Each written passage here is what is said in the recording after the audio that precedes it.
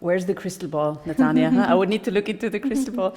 Well, I think the question on the future, that's, I mean, everybody's kind of anticipating, and their theories and outlooks that we can see on a daily basis. For me personally, I think what we have learned in the last months on the digitalization, but also in the relationship and how to do business, this is something that we can explore and even, I would say, grow going forward.